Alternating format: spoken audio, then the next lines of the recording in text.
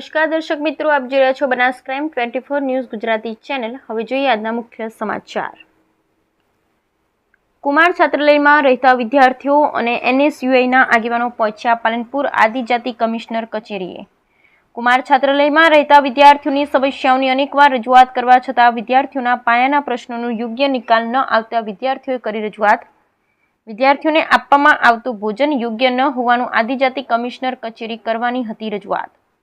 પાલનપુર ખાતે વિદ્યાર્થીઓ દ્વારા આદિજાતિ કચેરીનો ઘેરાવો અને તાળાબંધી કરતા પોલીસ સાથે વિદ્યાર્થીઓનું થયું ઘર્ષણ। પાલનપુર વિદ્યાર્થીઓના પોલીસ ટોળાને વિખેરવા કરવો પડ્યો હળવો લાઠીચાર્જ। ન્યાય મેળવવા ગયેલા વિદ્યાર્થીઓ પૈકી 30 જેટલા વિદ્યાર્થીઓની પોલીસે કરી અટકાયત। Bureau report Haresh Thakkar, Deesa Banaskantha.